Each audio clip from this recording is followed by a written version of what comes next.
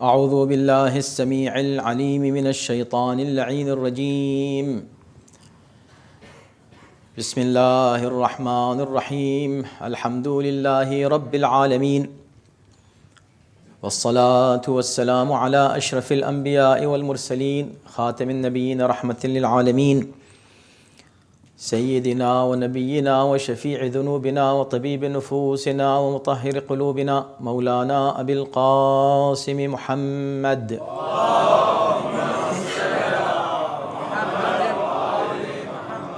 وآلہ الطیبین الطاہرین المعصومین المظلومین واللعنة الدائمة على اعدائهم اجمعین من الآن إلى يوم الدين أما بعد فقد قال الله سبحانه تبارك وتعالى في كتابه الكريم وهو أصدق القائلين وقوله الحق بسم الله الرحمن الرحيم تلك الدار الآخرة نجعلها للذين لا يريدون علوا في الأرض ولا فسادا والعاقبة للمتقين صلوات.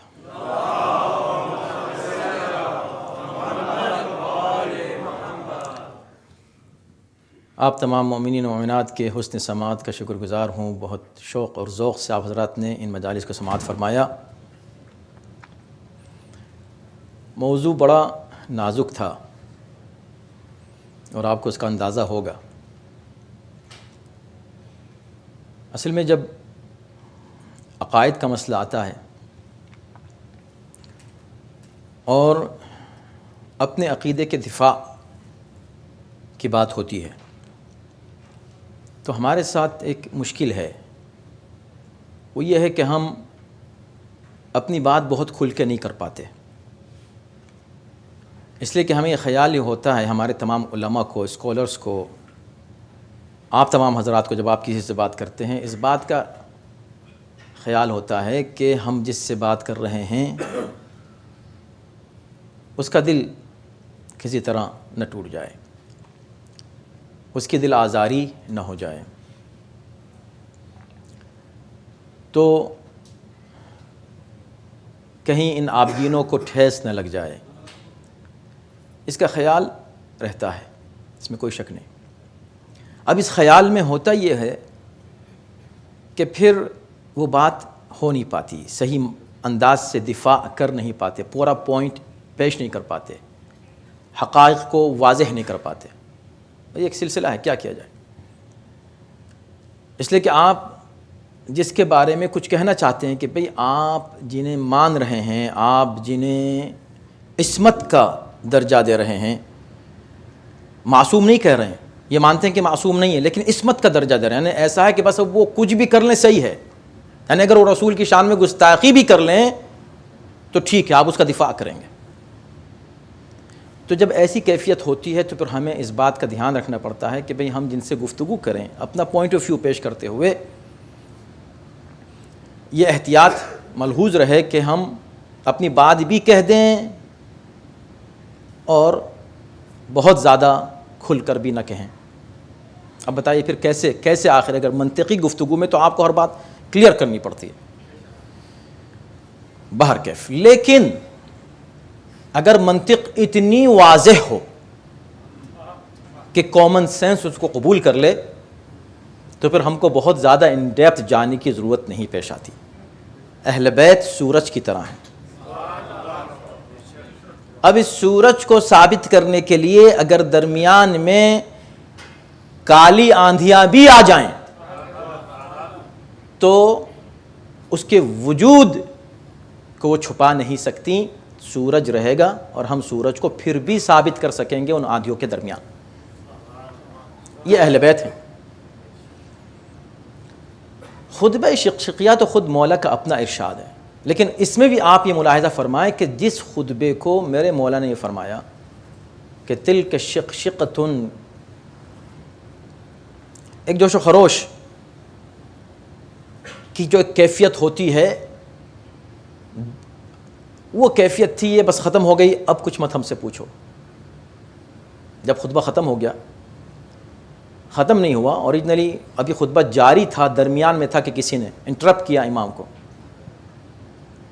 اور اس کے بعد پھر جب ابن عباس نے کہا کہ مولا جہاں سے آپ نے خطبہ چھوڑا تھا وہیں سے آگے بڑھائیے، تو آپ نے یہی بات کہی تھی، تلک شقشقۃ، ایک جوش تھا، ابھرا تھا، اور اب ختم ہو گیا وہ جوش و خروش، اب مجھے نہیں کچھ کہنا ہے، جو کہہ دیا وہ کہہ دیا۔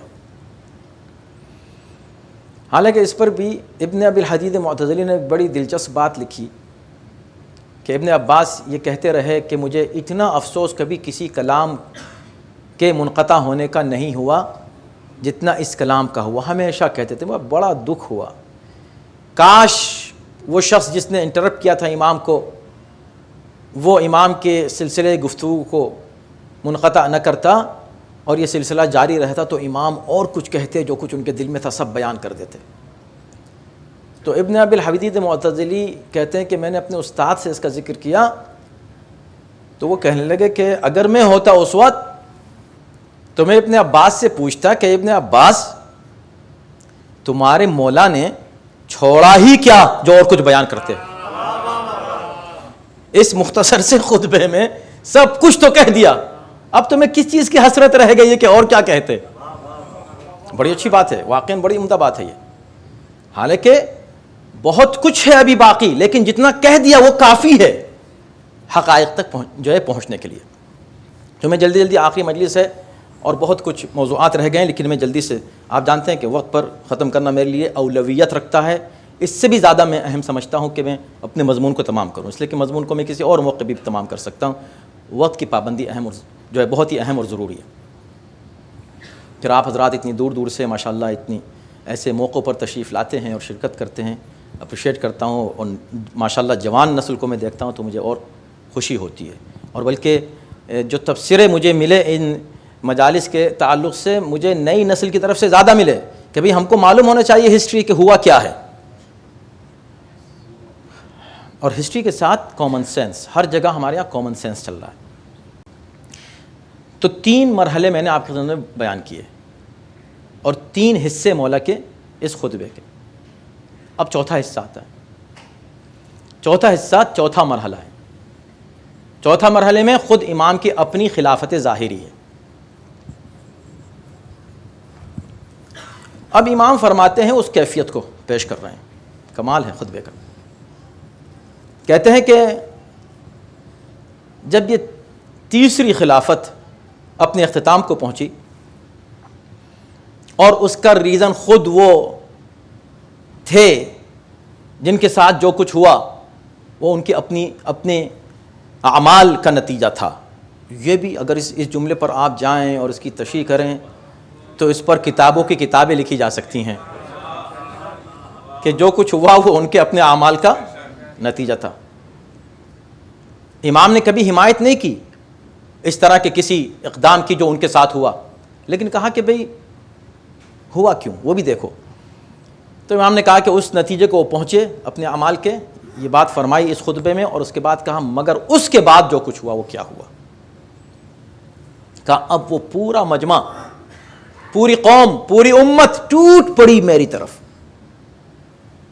ینسالون علی من کل جانب، ہر طرف سے لوگ چلے آ رہے ہیں، حتی لقد وطئ الحسنان، اس شدت سے لوگ دوڑے ہوئے میری طرف چلے آ رہے تھے کہ حسن و حسین کچلے جا رہے تھے، یعنی ان کے کچلنے کا خطرہ ہو رہا تھا کہ وہ کچلے جائیں گے۔ اس جملے پر بڑی بحث کی گئی ہے۔ حد یہ کہ حسنان کے دوسرے معنی بھی پیش کیے گئے ہیں، میں اس کو نہیں مانتا ہوں، اس کو میں بیان بھی نہیں کرنا چاہتا، وہ صحیح بھی نہیں ہے، کچھ اور معنی پیش کیے گئے ہیں، لیکن یہاں حسنان، اکثر علماء نے حسن اور حسین ہی مراد لیے کہ امام حسن و امام حسین کچلے جا رہے تھے اس بھیڑ میں، اس ازدحام میں، وہ جو ایک طرح کا اسٹمپیڈ ہوا چلا جا رہا تھا، لوگ چلے آ رہے ہیں، دوڑ رہے ہیں، روک رہے ہیں ان کو، مگر نہیں، آپ کی ہم بیعت کریں گے، آپ اپنا ہاتھ بڑھائیے، ہم آپ کے ہاتھ پر بیعت کریں گے۔ بیعت کے لیے لوگ ٹوٹے پڑ رہے ہیں اور علی منع کیے جا رہے ہیں اور وہ آ رہے ہیں، یہاں تک کہ حسن و حسین کچلے جا رہے ہیں۔ توجہ کیجیے گا، امام حسن و حسین بچے نہیں تھے جو کچلے جائیں گے، توجہ کیجیے گا، ان کی عمر بچپنے کی عمر نہیں تھی، جوانی کی عمر تھی دونوں. ان کا کہنا کہ وہ کچلے جا رہے تھے. وَشُقَّ اطفایا، میری ابا دونوں طرف سے پھٹی جا رہی تھی، شگافتہ ہو رہی تھی. امام حسن و امام حسین کے بارے میں ایک بات کو ذہن میں رکھیے گا کہ وہ امام کے ایک تو یہ کہ اپنے بابا کے سینہ سے پر رہتے تھے، سامنے رہتے تھے، آگے آگے. تو کچلے کیسے جا رہے تھے؟ کچلے جا رہے کا مطلب یہ تھا کہ، اور پھر حسنین کا نام لینا، امام حسن و امام حسین کا ایک احترام تھا امت میں بہت شدید. حد یہ ہے کہ جو حضرت علی کے دشمن تھے وہ امام حسن و امام حسین کی عزت پھر بھی کرتے تھے. ان سے دشمنی رکھتے تھے مگر یہ کہتے تھے یہ فرزند رسول ہے.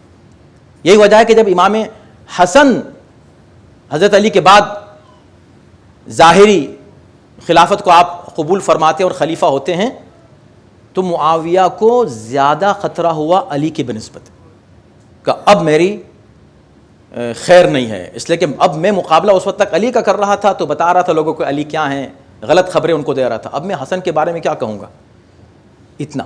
تو امام حسن کا ایک احترام تھا، اس احترام کی وجہ سے لوگ قریب آتے ہوئے بھی فاصلہ رکھتے تھے. امام کہنا ہی چاہتے ہیں کہ ہر چیز لوگ بھول گئے، یہ تک بھول گئے کہ بھئی میرے سامنے جو کھڑے ہیں وہ حسن و حسین ہیں. انہیں اس کا بھی خیال نہیں رہا کہ حسن و حسین سامنے میرے کھڑے ہوئے ہیں اور وہ ان کو بھی گویا کہ کچلے دے رہے ہیں. بتانا یہ ہے میرے مولا کو کہ بیعت جب علی کی ہوئی ہے ظاہری بیعت، تو اس بیعت کی کیفیت یہ تھی کہ پوری قوم ٹوٹی پڑ رہی ہے، علی منع کر رہے ہیں نہیں نہیں میرے بیعت مت کرو، اور سب کہہ رہے ہیں نہیں نہیں آپ ہی کی بیعت ہوگی. علی بتانا چاہ رہے ہیں کہ بیعتوں کا فرق دیکھ لو کیسا ہے. بات پہنچ رہی ہے کہ نہیں میرے دوستو؟ جس طرح آپ نے ابھی تک کے مجلس سے سنی ہے نا، اس کو بھی سنیے گا. کتنی بڑی بات ہے یہ. تم نے ساری بیعتیں دیکھی؟ بھئی دیکھو بیعت کا تو اسلام میں وجود ہے ہی نہیں. میں نے کہا اسلام میں اس طرح کی کوئی بیعت نہیں ہے کہ کسی کی بیعت کریں لوگ اور وہ خلیفہ بن جائے. اس کا کوئی وجود اسلام میں، قرآن میں، دین میں، شریعت میں ہے نہیں. یہ بدعت ایک چیز ہے. آپ کہیں گے پھر حضرت علی نے کیسے بیعت لی؟ ارے میں وہی تو کہہ رہا ہوں، میں نے یہی تو کہا ہے کہ جو امام نہیں ہوتا وہ بیعت نہیں لے سکتا. یعنی بیعت سے کوئی امام نہیں بنتا، امام ہو تو پھر بیعت لے سکتا ہے. علی لے سکتے ہیں بیعت، علی نے بیعت، مگر وہ پھر بھی منع کر رہے ہیں نہیں مجھے نہیں چاہیے تمہاری یہ حکومت اور خلافت جس کو تم خلافت سمجھ رہے ہو. کیا چیز ہے میرے لیے؟ مجھے اس کی کوئی ضرورت نہیں، میں بالکل اس کو قبول کرنے کو تیار نہیں ہوں. اور وہ کہہ رہے ہیں آپ ہی قبول کریں گے. ہر طرف سے کربیضۃ الغنم یجتمعون حولی کربیضۃ الغنم. ایک اور مثال دی مولانا، اتنا مجمع ہو گیا اور مجھ کو چاروں طرف سے اس طرح گھیر لیا جیسے گوسفندوں کا گلہ ہوتا ہے. دیکھیں نا بھیڑ بکریوں کا ایک گلہ ہے چاروں طرف، وہ چاروں طرف سے گھیر لیا ہے مجھ کو، اور ہر طرف سے آواز آ رہی ہے ہم آپ کی بیعت کریں گے، ہاتھ بڑھائیے، ہم آپ کی بیعت کرنا چاہتے ہیں، ہاتھ بڑھائیے. تو امام نے کہا کہ دیکھو وہ بیعت دو طرح کی بیعت ہیں. ایک بیعت الہی بیعت ہے کہ جو ایک نبی یا ایک امام لے سکتا ہے. ایک بیعت وہ ہے جو قوم کرتی ہے، جو جائز نہیں ہے لیکن رائج ہو گئی. اس کو میں یوں کہوں کہ قیادت کی دو قسمیں ہیں لیڈرشپ کی. ایک وہ جو منصوص من اللہ ہو اسے امامت کہتے ہیں، اور ایک جو پبلک کی طرف سے ہو اس کو بیعت کہتے ہیں. تو بیعت کے ذریعے سے کوئی قائد بن جائے اور نص الہی کے ذریعے سے کوئی قائد ہو. دو صورتیں ہیں قائد ہونے کی. یعنی ایک خلیفہ وہ ہے جسے خدا نے خلیفہ بنایا، ایک خلیفہ وہ ہے جسے پبلک نے خلیفہ مان لیا. واحد ہے پوری دنیا میں علی جو دونوں طرح خلیفہ ہے.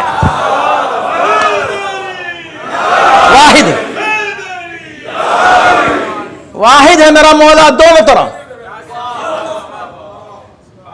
بیعت کے سلسلے میں جب میں پڑھ رہا تھا کہ بھئی بیعت کا کوئی وجود نہیں ہے، تو ایک صاحب نے نہج البلاغہ کا ایک اور مجھ کو حوالہ دے کہ دیکھیں یہاں پر مولا فرما رہے ہیں کہ بھئی معاویہ کو لکھ رہے ہیں خط، معاویہ تو میری بیعت کیوں نہیں کرتا؟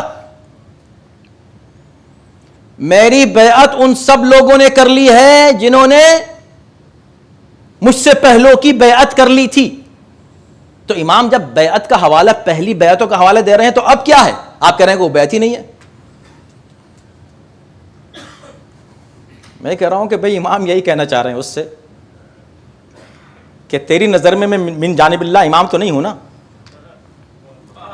تیری نظر میں خلیفہ وہ ہوتا ہے جس کو لوگ بیعت جس کی کر لیں، تو جو تیرا نظریہ ہے اس نظریے سے بھی میں خلیفہ ہو چکا ہوں۔ انہی لوگوں نے دیکھ کیا واقعا لوجک ہے، آپ دیکھیں منطق، جن لوگوں نے ان کی بیعت کی وہ کیسے خلیفہ؟ بتاؤ تم نے پہلے والے کو خلیفہ کیسے مانا؟ انہوں نے ان کی بیعت اس نے کی تھی، اور دوسرے کو کیسے مانا؟ اس نے ان کی بیعت کی تھی، اور تیسرے کو اس نے تو جس نے ان تینوں کی بیعت کی تھی سب نے مل کے میری بیعت کر لی۔ اب بتا کیوں انکار کر رہا ہے؟ من جانب اللہ تو ماننے والا ہے نہیں کہ امام من اللہ ہیں۔ تو اصل میں مخالف کو اسی کا حوالہ دینا، اگر ہم کسی کو بائبل کا حوالہ دیں تو ہم نے بائبل کو مان لیا، اگر ہم کسی کو بخاری کا حوالہ دیں ہم نے بخاری کو مان لیا۔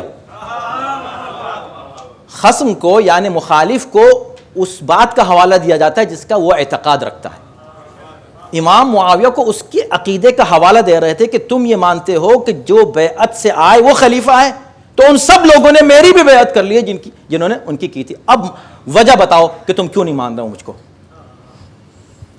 بہر کیف، تو پہلی بات تو مولا نے یہاں ہی بتا دی کہ مجھ میں اور تم میں فرق دیکھو تم کیا ہے۔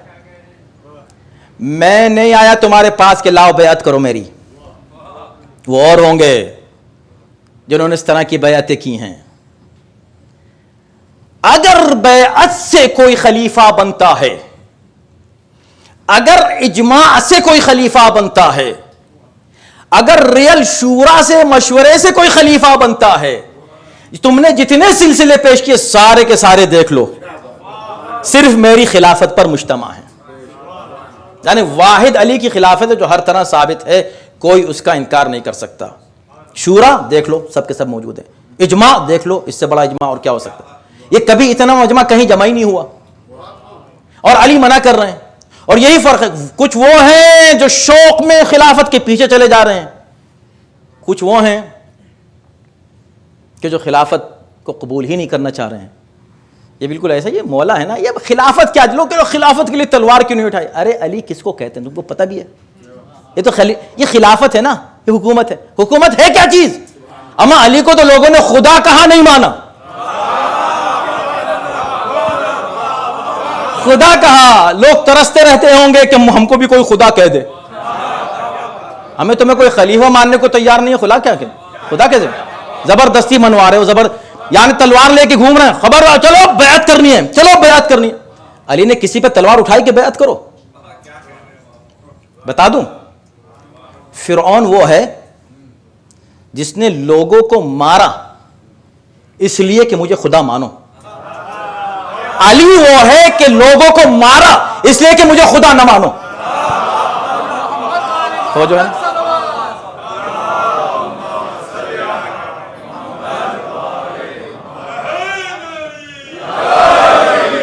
جو اتنا بے نیاز ہو وہ تمہاری خلافت کے لیے جنگ کرے گا؟ جنگ کیوں نہیں کی؟ اس حقیقت کو ہر آدمی نہیں سمجھ سکتا، ہر ایک کی عقل الگ الگ، فکر کہ جو سطح ہے ڈیفرنٹ ہے۔ امام ہی جب سب نے بیعت کر لی، اب لوگ آ کے مبارکباد دینے لگے، مبارک یا علی اب خلیفہ بن گئے، مبارک۔ علی خاموش بیٹھے۔ امام کے ایک صحابی صاحب نے سوحان عبدی بے پناہ فصیح و بلیغ امام کے ساتھیوں میں سے تھے، فصیح اور بلیغ، مشہور تھی ان کی فصاحت و بلاغت۔ وہ آگے کہا میں بھی کچھ کہوں؟ اب لوگ خاموش ہو گئے۔ ہاں بھائی ان کی بات سننے میں مزہ آتا ہے، ان کو بولنے دو۔ ارے آپ بھی ذرا علی کو مبارکباد دیں۔ کہا خاموش، انٹرپٹ مت کرو مجھے، میں خود بولنے والا، تو بولے جلدی۔ کھڑے ہوئے، کہا مولا آج اس پوری قوم نے آپ کی بیعت کر لی، آج میں مبارکباد دینا چاہتا ہوں، لیکن آپ کو نہیں، خلافت کو، کہ اس کو علی مل گئے۔ میں آج خلافت کو، میں خلافت کو مبارکباد دینا چاہتا ہوں کہ اتنے عرصے کے بعد اس خلافت کو علی ملے ہیں۔ محروم تھی علی سے یہ خلافت۔ علی کو تھوڑی مبارکباد دینا ہے کہ علی خلیفہ بن گئے، علی تو خلیفہ بنے تھوڑے ہی ہیں، علی تو ہیں خلیفہ، علی پیدا ہی ہوئے تو امام تھے۔ علی کو یہ تو ہر ایک کی فکر اور سوچ مختلف ہوتی ہے۔ تو مولا نے فرمایا کہ ایسا ہوا۔ اب اس کے بعد مولا کیا کہتے ہیں سنیے گا، وقت پر میری نظر رہے گی لیکن کچھ مرحلے ہیں جو طے کرنے ہیں، توجہ کیجیے گا۔ اب مولا فرماتے ہیں، اور پڑھیے، ماشاءاللہ میں نے محسوس کیا اور لوگوں نے مجھے بتایا اور ذکر کیا اور ہو رہا ہے، اور مجھے اس کی خوشی ہے کہ لوگوں نے اس خطبے کا مطالعہ کیا اور اس میں بہت سے لوگوں نے کچھ سوالات بھی کیے، کچھ نوجوانوں نے بھی خاص طور پر۔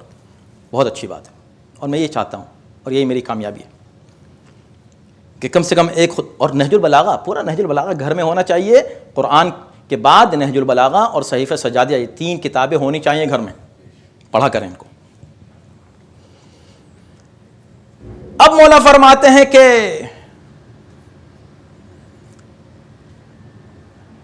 جب میں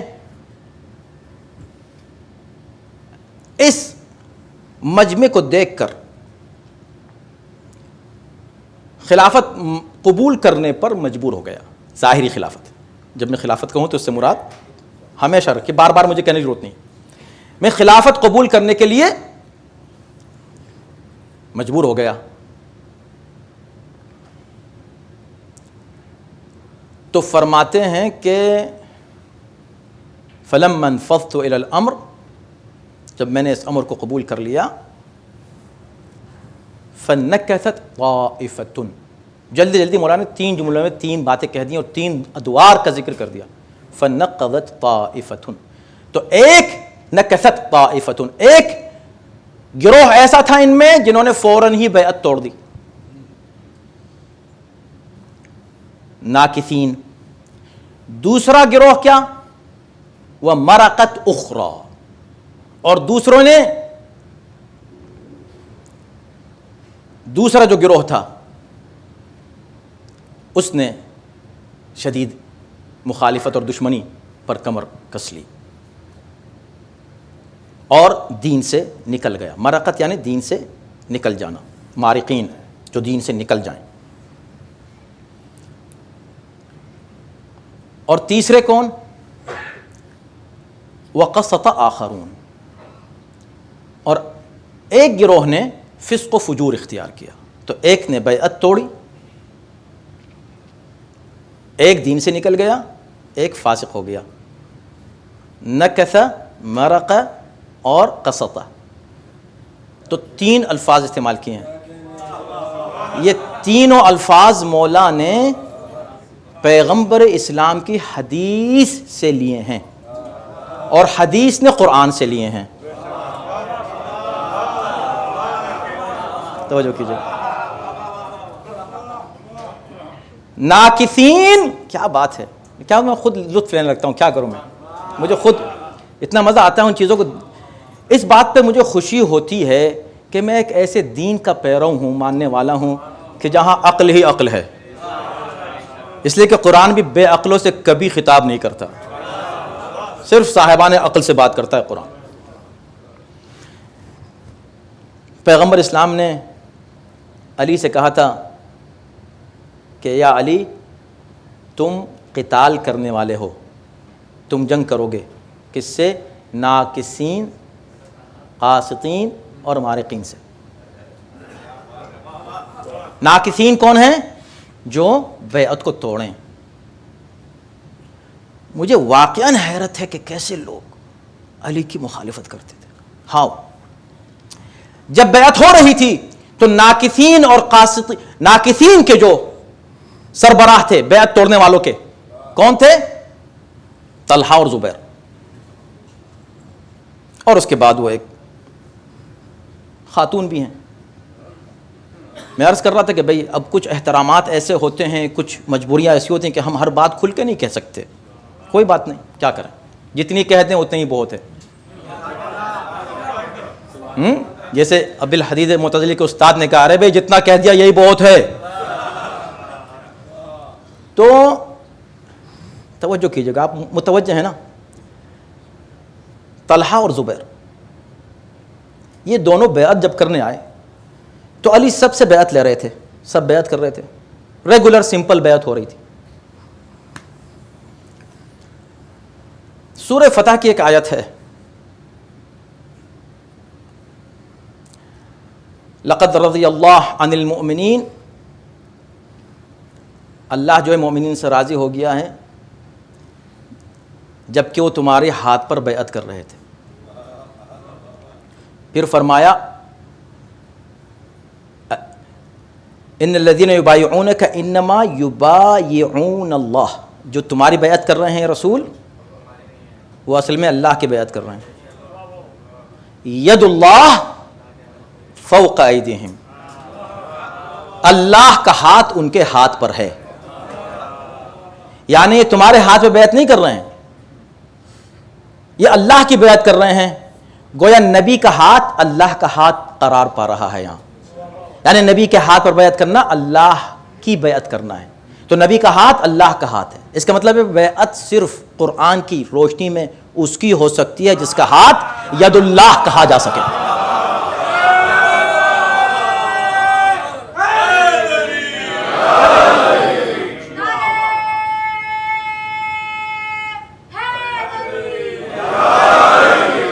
ید اللہ فوق ایدیہم فمن نکث فانما ينکث علی نفسہ. اب جو اس بیعت کو توڑ دے وہ اپنا ہی نقصان کرے گا، اپنے نفس کا، تمہارا کوئی نقصان نہیں ہوگا. فمن نکث، اسی نکث سے ناکثین ہے. یہ ناکثین کہاں سے آیا؟ پیغمبر کی حدیث، اور پیغمبر کی حدیث نے اس قرآن سے لیا. ناکثین یعنی اب جو توڑ دے اس بیعت کو، انما نکث علی نفسہ. ایمانداری سے بتائیے، اگر علی کی بیعت عام بیعت ہوتی اور علی لوگوں کے بنائے ہوئے خلیفہ ہوتے، تو اب میں جو بات کہنے جا رہا ہوں کیا علی وہ کرتے؟ سنیے گا. سب بیعت کر رہے ہیں، علی بیعت لے رہے ہیں، ریگولر بیعت، سمپل بیعت، خاموشی سے. ایک مجمع ہے، جمع غفیر، ایک کے بعد ایک آ رہے ہیں، بیعت کر رہے ہیں. جیسے یہ دونوں آئے بیعت لینے، علی نے ہاتھ بڑھایا بیعت کے لیے. وہ بیعت کر رہے تھے اور علی اس آیت کو پڑھ رہے تھے.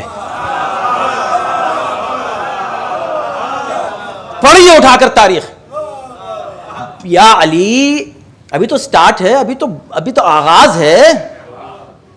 یہ کیا بات ہو رہی ہے کہ آپ جب یہ بیعت لے رہے ہیں تو آپ کہہ رہے ہیں فمن نکث فانما ينکث علی نفسہ. زبیر نے بیعت کی تو فمن نکث فانما ينکث علی نفسہ. طلحہ نے فمن نکث فانما ينکث علی نفسہ. اگر ذرا سی بھی ان کی عقل ہوتی اور فکر ہوتی اور ذرا سا بھی ایمان ہوتا نا، تو وہ اسی کو قبول کر لیتے کہ جو ہمارے دلوں کے حالات سے واقف ہے، وہ ہمارا بنایا ہوا خلیفہ نہیں ہو سکتا، وہ صرف اللہ کا بنایا ہوا خلیفہ ہو سکتا. یعنی علی نے اس وقت دل کے حالات پڑھ کے ان کو بتا بھی دیا کہ مجھے پتا ہے تم کیا کرنے والے ہو. یہ آیت پڑھنا کتنی بڑی بات ہے. میرے بھائی، اگر میرے مسلمان بھائی سن رہے ہیں میری اس گفتگو کو یا کبھی سنیں انٹرنیٹ پہ، پلیز پھر میں دہراؤں گا، مجھے اس میں کوئی پریشانی نہیں ہے بات بار بار کہنے میں کہ میرا مقصد ہرگز ہرگز ہرگز کسی کی دل آزاری یا اختلافات کو ہوا دینا نہیں ہے. اس سلسلے کا کوئی فائدہ تو ہونے والا نہیں ہے. میں اتحاد کا داعی ہوں، مسلمانوں کے درمیان اتحاد کی ضرورت ہے، میں اس کا شدت سے قائل ہوں. سب اپنی جگہ ہے، لیکن اس کا مطلب یہ نہیں ہے کہ حقائق کو چھپا دیا جائے. اس کا مطلب اتحاد کا ہرگز یہ نہیں ہے. اتحاد کا مطلب یہ کہ قبول کریں، ایک دوسرے کے آرگومنٹ کو سنیں کھلے دل سے، ٹولرنس پیدا کریں. دیکھیں 3 مرحلے علی نے اس سے پہلے بیان کیے ہیں، 3 مرحلے اب بیان کر رہے ہیں. یعنی ظاہری خلافت حاصل ہونے کے بعد 3 مرحلے ایسے تھے جن سے علی گزرے، اور ظاہری خلافت قبول کرنے سے پہلے 3 مرحلے ایسے تھے جس سے علی گزرے. وہ بھی مرحلے 3 تھے، یہ مرحلے بھی 3 ہی ہیں. لیکن میں کچھ کہنا چاہ رہا ہوں، یہ مرحلے بھی 3 ہی ہیں. ان تینوں مرحلوں میں بھی عقل و فکر و دلیل، علم، منطق، حکمت، ہر اعتبار سے علی کی حقانیت ثابت ہے.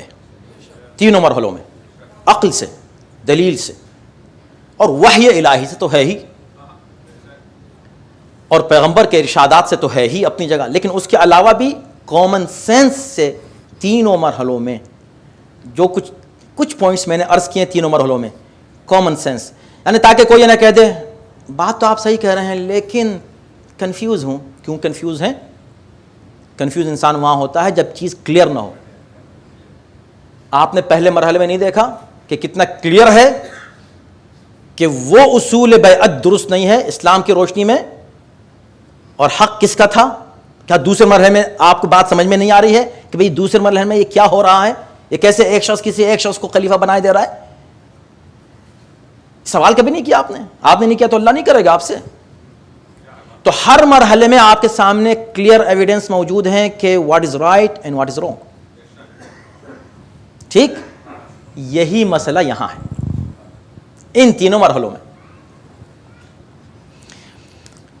وقت تنگ ہے، لیکن اگر ہسٹری میں ہم جائیں، ایک ایک فرد کو علی نے یاد دلایا کہ بھئی یہ وہ حالات ہو رہے ہیں جس کا ذکر نبی بہت پہلے کر چکے ہیں.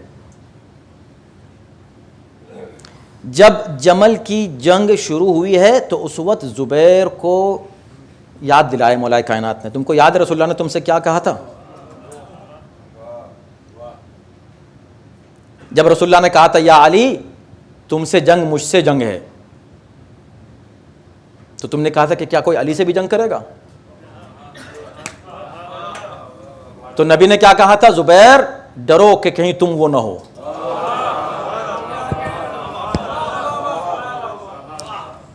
زبیر کو جیسے یاد آ گیا، بالکل کہا تھا.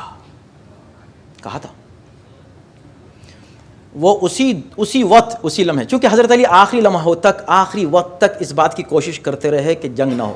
ہر موقع پر، تینوں موقع پر جنگ نہیں ہو، ٹالنا، جنگ نہیں ہو. اور جنگ اگر ہو بھی رہی ہے تو ہم پہل نہ کریں. بالکل آمادہ ہیں، تیار ہیں، پھر بھی ہم سٹارٹ نہ کریں. یہ اصول مولا کا رہا ہے. عدل تو علی کا نام ہی عدل ہے. عدل کہتے ہی علی کو، علی کہتے ہی عدل کو ہیں. اور علی کے بغیر عدل کا تصور ہی نہیں ہو سکتا ہے. اس لیے جن کی قسمت میں علی نہیں، ان کی قسمت میں اللہ کے تعلق سے بھی عدل نہیں ہے.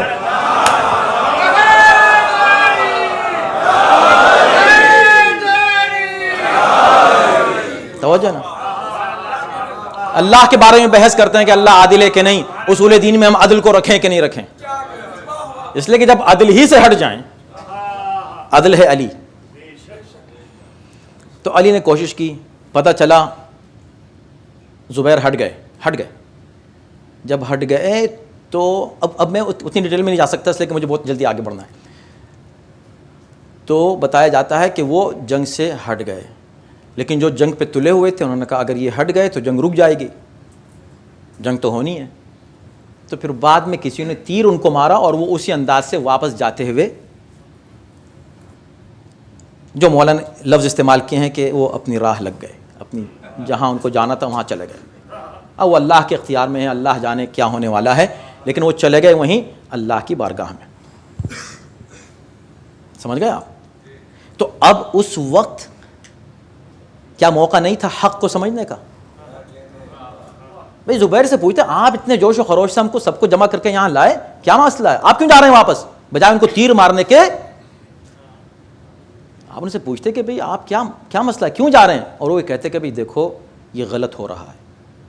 اب مجھ کو یاد آیا ہے، علی نے یاد دلایا ہے، علی سے جنگ رسول سے جنگ ہے. یہ تو تم اکٹھے ہوئے ہو، یہ علی سے لڑنے نہیں آئے ہو، تم یہ سب رسول اللہ سے لڑنے آئے ہو. تم رسول اللہ سے لڑنے آ گئے ہو، یہ کہتے وہ. سنیے،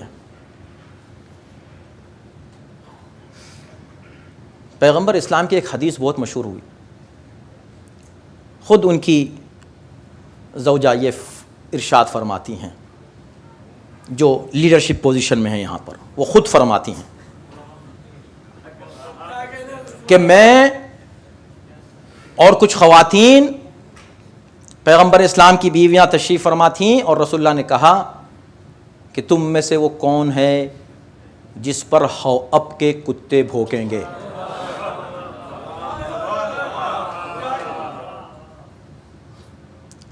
اور پھر کسی ایک کو متوجہ ہو کر اس سے کہا ڈرو کہ کہیں وہ تم نہ ہو.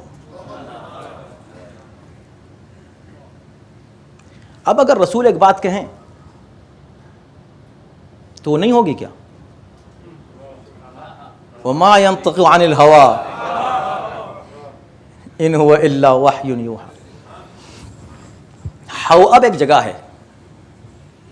جب یہ قافلہ گزرا، اور ہاں حدیث میں یہ بھی ہے کہ سرخ اونٹنی پر بیٹھ کر، تم میں سے کوئی سرخ اونٹنی پر بیٹھے گی اور وہ اس علاقے سے گزرے گی جسے حواب کہتے ہیں، اور وہاں حواب کے کتے اس پر بھونکیں گے. اب جب یہ قافلہ گزرا اور ایک علاقے سے گزرا تو کتے بہت ہی بھونکے. چاروں طرف سے مسلسل کتوں کے بھونکنے کی آواز آئی. تو انہوں نے پوچھا کہ بھئی یہ کون سی جگہ ہے؟ لوگوں نے کہا یہ حواب اس کو کہتے ہیں. حواب واپس لے کر چلو مجھے فوراً، جلدی لے کے چلو. اب جب لوگوں کو پتہ چلا کہ ارے یہ تو وہ حدیث ہے، اب تو ہم ان کو روک نہیں سکتے. پڑھیں حدیث، مطلب پڑھیں آپ روایات اور تاریخ پڑھیں، ہسٹری پتہ چلے گا. تو گواہ لے کر آئے کہ بھئی یہ حواب نہیں ہے. ایک نے آ کر کہا یہ حواب نہیں ہے. انہوں نے کہا نہیں پھر بھی میں جانا چاہتی ہوں. کہا ایک اور لاؤ. بھئی یہ حواب نہیں ہے، پھر بھی میں نے. تیسرے آئے، چوتھے آئے، 70 گواہ. اور اسکالرز نے لکھا ہے کہ یہ پہلی کلیکٹیو جھوٹی گواہی تھی اسلام میں جو دی گئی. تو 2 گواہیاں تھیں. اب میں بہت سخت الفاظ استعمال نہیں کرنا چاہتا اس لیے کہ میرا مقصد وہ ہے ہی نہیں جب، لیکن کیا کروں، کچھ ایسی بات آ جاتی ہے تو میں اس کو اگر نہ روک سکوں تو مجھے معذور رکھیں. 2 گواہیاں تھیں. پیغمبر نے جو فرمایا تھا اس کی تصدیق تو ہونی تھی. انہوں نے فرمایا تھا کہ کتے بھونکیں گے، مگر کہاں کے؟ حواب کے. حواب کے کتوں نے اپنی ذمہ داری تو ادا کر دی.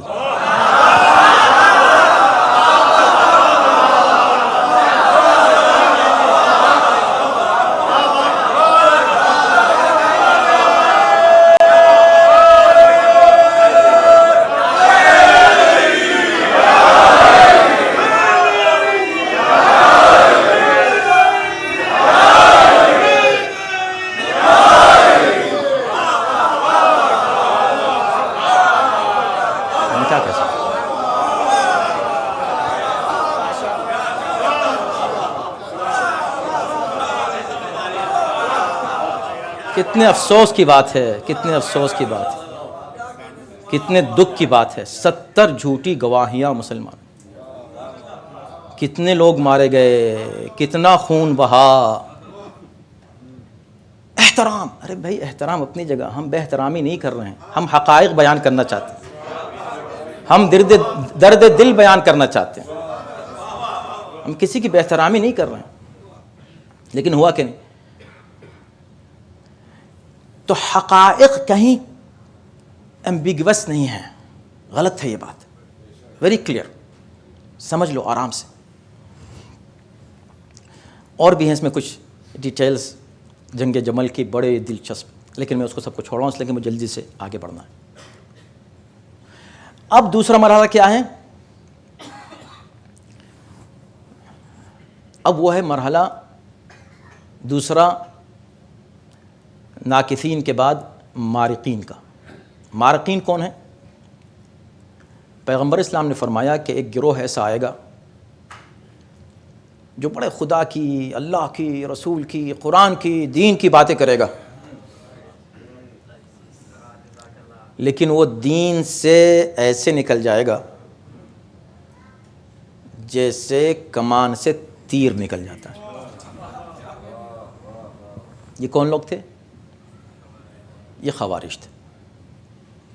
اب خوارج کی بھی ایک دنیا ہے اور ان کا بھی ایک ڈیٹیلز ہیں، تفصیلات ہیں، لیکن میں عرض کر رہا ہوں کہ کہیں پر بھی چیزیں کنفیوز نہیں چھوڑی ہیں شریعت نے، دین نے، اسلام نے، پیغمبر اسلام نے ہر چیز بتا دی ہے اور سمجھا دیا ہے کہ کون کیا ہے۔ اتنے دیندار، ان کی دینداری کے بڑے شہرت، بڑے چرچے، بڑے متقی ہیں، بڑے پرہیزگار ہیں، ارے نمازی، جب دیکھو صرف زبان پر ذکر خدا ہے، ذکر الہی ہے۔ اتنا دھوکہ لوگوں نے ان سے کھایا تھا، اور ان کے نعرے بھی ایسے ہی ہوتے تھے۔ توجہ کیجیے گا، نعرے کہ لوگ دھوکہ کھا رہے تھے۔ ایک نعرہ انہوں نے لگایا، لا حکم الا للہ، حکومت کسی کی نہیں پوری کائنات میں علاوہ اللہ کے، حکومت بس اللہ کی، نہ ہم ان کو مانیں گے نہ ہم ان کو مانیں گے، بالکل صرف لا حکم الا للہ۔ یہ قرآن کی آیت ہے، لا حکم الا للہ، قرآن کی آیت۔ جب مولا کو پتہ چلا تو مولا نے کیا کہا؟ مولا نے فرمایا کلمۃ حق، آج بہت ہو رہا ہے، یہ بہت ہو رہا ہے، بڑے ہوشیار رہیں۔ کلمۃ حق یراد بها الباطل، کلمہ حق ہے، مراد باطل ہے۔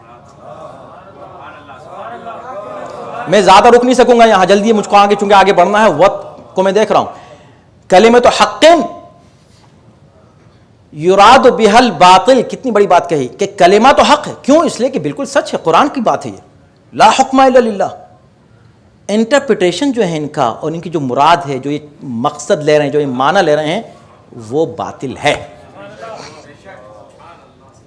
اب مجھے بتائیں آپ سب انصافاً، اس لیے کہ جب ہر چیز کامن سینس پہ ہو رہی ہے، اب قرآن مجید کی اگر کوئی ایسی آیت آئے جس کے ظاہری الفاظ یہ بتا رہے ہوں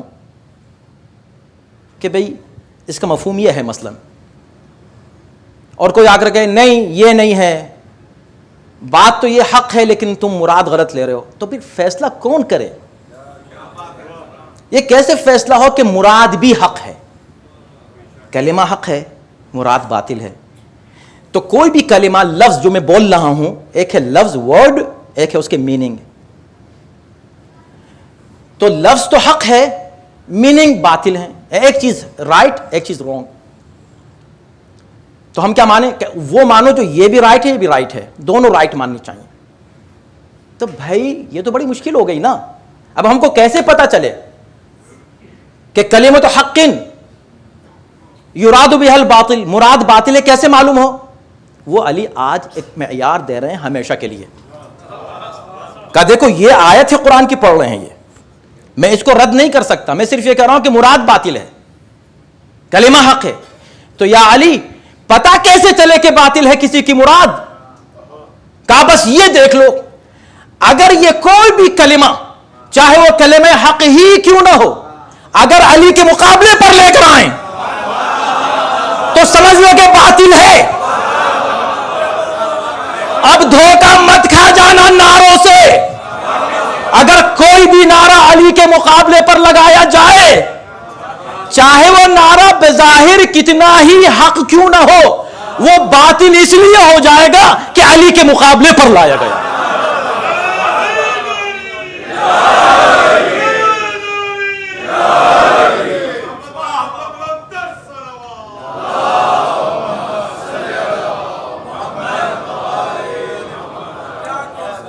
جنگ نہروان میں جو معجزات ہوئے ہیں اور علی نے جو کچھ ارشاد فرمایا ہے اور جو من و عن وہ حالات ہوئے ہیں جو میرے مولا بتاتے رہے ہیں، گنتی تک بتائی ہے۔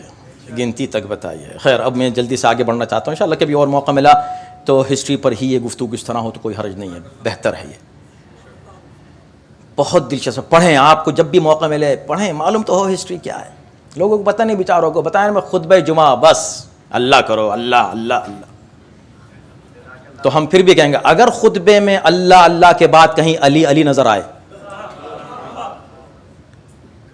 تو کلمہ بھی حق ہے, مراد بھی حق ہے. اور اگر صرف اللہ اللہ کی بات ہو اور علی کو مائنس کیا جا رہا ہو, کلمہ حق ہے, مراد باطل ہے.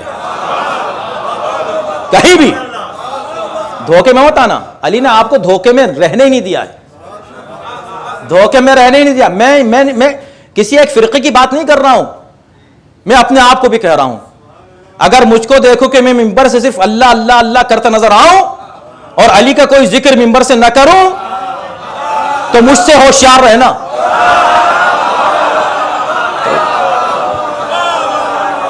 میں ایک بات کرنا چاہتا ہوں,